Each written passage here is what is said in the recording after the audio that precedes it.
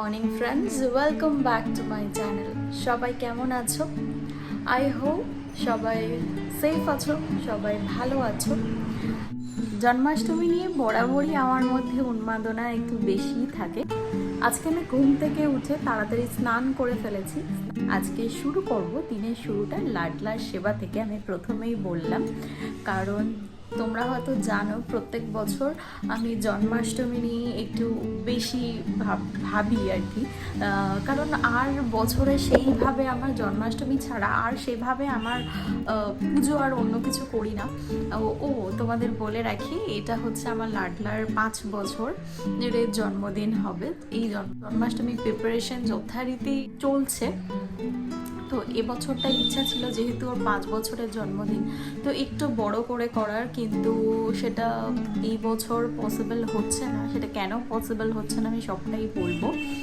যাই হোক, আমার জন্মাষ্টমী এই মুহূর্তে দাঁড়িয়ে যেরকমভাবে সম্ভব হচ্ছে আমি সেভাবে করছি। বিকজ আমি একটা জিনিস মনে করি, সেটা হচ্ছে গোপু সোনা তিনি হচ্ছেন ভাবের প্রতীক। তো মনের ভাব দিয়ে ওনাকে কতটা আমি আরাধনা করতে পারছি।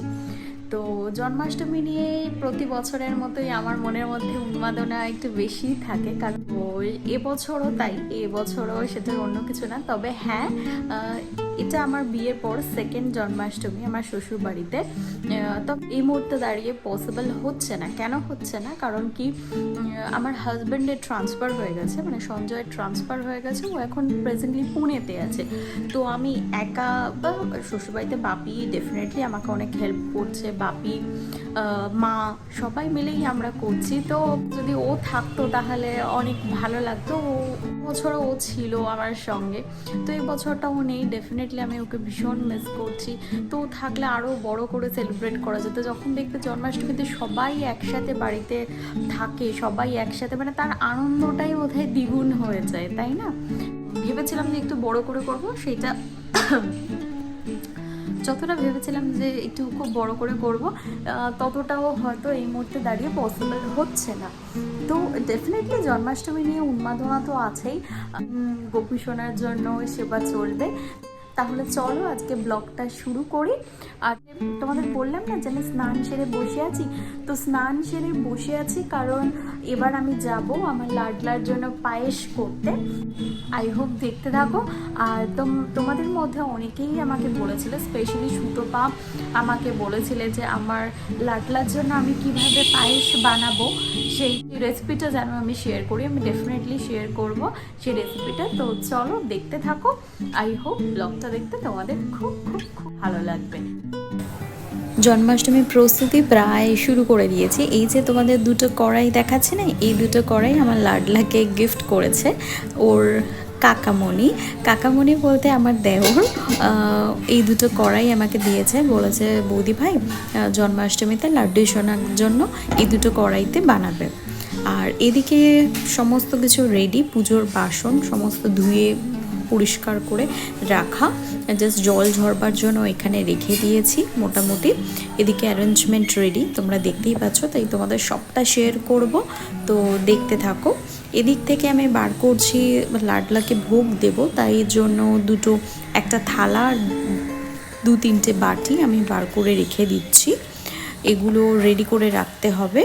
তো আর এদিকে আমি চৌকিতে আলপনা দিয়ে ফেলেছি, বাকি আছে এখন শুধু যেখানে বসাবো সেই জায়গায় আলপনা দেওয়া। তোমরা অবশ্যই জানিও আমার আলপনা দেওয়া কেমন হয়ে যায়।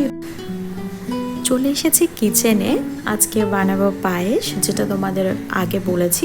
তো এই পায়েস বানানোর জন্য একটা কথা বলি, আমার কিচেনটা একটু মেসি হয়ে আছে, এটার জন্য কিছু মনে করো না, প্লিজ ইগনোর করো। বিকজ আজকে অনেক রেসিপি বানাতে হবে, তার জন্য যেহেতু নিরামিষ সমস্ত কিছু, তো ওই জন্য এইভাবে আছে। তো এটাকে ইগনোর করো প্লিজ। আর আমরা মিল্কের জন্য প্রথমে ব্যবহার করব যে কোনো ফুল ফ্যাট মিল্ক। এবার আমি আমুল গোল্ড ব্যবহার করেছি, তোমরা যে কোনো মিল্ক ব্যবহার করতে পারো। চলো।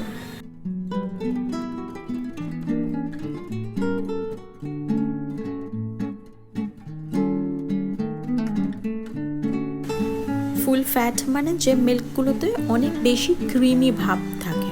তো সেই দুধ আমি ঢেলে নিচ্ছি। আমি এখানে ইউজ করেছি, তোমাদের প্রথমেই বললাম, আমুল গোল্ড। তো সেইটা আমি দিয়ে দিচ্ছি। আমি 2 প্যাকেট ইউজ করেছি, মানে 1 লিটার। তো সেইটা ভালো করে আগে একটু ফুটিয়ে নেব, মানে একটু জাল দিয়ে নেব। পায়েস বা পরমান্ন করবার জন্য দুধ লাগে সেটা আমরা সকলেই জানি। এছাড়া কিছু উপকরণ লাগে, যেমন এলাচ, তেজপাতা, চিনি, ভরপুর ড্রাই ফ্রুটস, গোবিন্দভোগ চাল, কেশরটা অপশনাল, আর ক্ষীর। আমার লাডলার জন্য যেহেতু আজকে পরমান্ন বানাচ্ছি, তো আজকে আমার সব রান্নাতেই কেশরের ছোঁয়া থাকবে। কেশরটা আমি বললাম না অপশনাল, তোমরা তোমাদের ইচ্ছা অনুযায়ী দিতে পারো। দেখো দুধটার মধ্যে একটু দুধটা গরম হয়ে এলে তার মধ্যে তেজপাতা আর এলাচ, গুঁড়ো করা এলাচ, সেটা আমি অ্যাড করে দিলাম দুধের মধ্যে। এবার দুধে আমাকে ওয়েট করতে হবে একটু জাল হয়ে উঠবার মতো। এবার দুধের কালারটা দেখো, দুধটা কিন্তু ফুটে ফুটে অনেকটা যে পরিমাণ নিয়েছিলাম তার থেকে অনেকটা কমে এসেছে এবং একটু মোটা হয়েছে। ঠিক এইরকম স্টেকচারে আমরা অ্যাড করব, একটু জাস্ট ফুটিয়ে নিয়ে এতে অ্যাড করব চালটা। চালটা দেওয়ার একটা নিয়ম আছে, সেটা হচ্ছে যখনই তুমি চালটা ওতে দেবে দুধের মধ্যে, সঙ্গে সঙ্গে কিন্তু ভালো করে নাড়তে হবে, নয়তো না চালটা ভেতরে দলা দলা মতো হয়ে যাবে। তো তাই সেই দিকটা ভালো করে নজর রাখতে হবে, চালটা দেবার সঙ্গে সঙ্গেই ওখানে নাড়তে হবে। আচ্ছা, এখানে একটা কথা বলে রাখি, গোবিন্দভোগ চাল দেবার সময় চালটা কিন্তু আমি ধুয়ে নিই না। হ্যাঁ, পায়েস করবার সময় ডাইরেক্ট চালটা কিন্তু দুধের মধ্যে দিয়ে দিই। আচ্ছা, তার আগে একটা কথা বলি, এখানে ড্রাই ফ্রুটসগুলো আমি ভেজে দিতে পছন্দ করি। তোমরা যদি কেউ ভেজে না দিতে চাও তো দেবে না। আমি এখানে গাওয়া ঘি নিয়েছি। গাওয়া ঘি নিয়ে তার মধ্যে কিশমিশ আর আলমন্ডস, কাজু যদি থাকে কাজু, সব রকম দিয়ে তোমরা যে যেরকম ড্রাই ফ্রুটস খেতে পছন্দ করো এখানে সেগুলো অ্যাড করে দিতে পারো। দিয়ে একটু জাস্ট আমি ভাজা ভাজা করে নিয়ে ওতে অ্যাড করে দেবো। তাই আমি এইদিকে একটা ওভেন জ্বালিয়ে আমি সেগুলোকে ভাজতে আরম্ভ করে দিয়েছি।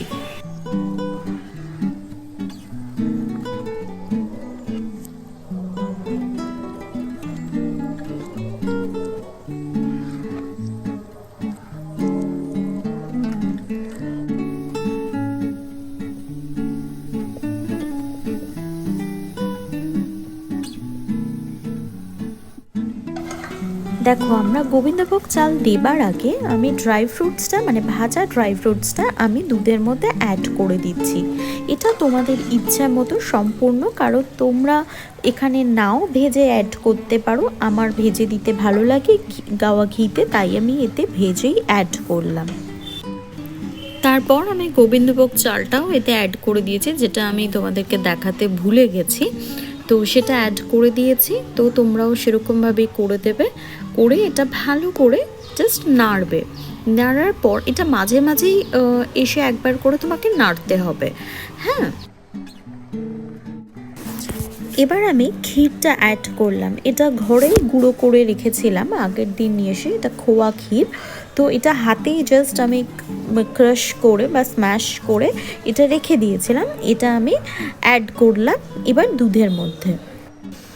ব্যাস, এবার এটা একটু অ্যাড করে একটু জাস্ট হালকা হাতে নেড়ে আমি একটু লাস্টে গাওয়া ঘি দিয়ে নামিয়ে দিয়েছি। আমার একদম রেডি। দেখো, একটু ইয়েলিশ টাইপের হয়েছে কালারটা, এটা এরকমই হয় দেখতে। তো ভেরি ইজি, তোমরা বুঝতেই পারলে যে খুব সহজেই বানিয়ে ফেলা যায়। তো তোমরা এরকমভাবেই বানিয়ে ফেলতে পারো। আমার কিন্তু পরমান্ন রেডি। পরমান্ন এই কারণেই আমি কিন্তু এই পায়েসে কোনো রকম জল ব্যবহার করিনি।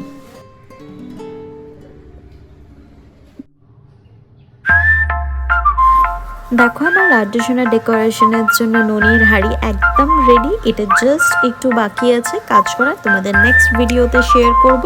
ততক্ষণের জন্য টাটা। জন্মাষ্টমীর ব্লগ নিয়ে খুব তাড়াতাড়ি আসছি, ততক্ষণের জন্য বাই বাই। সবাই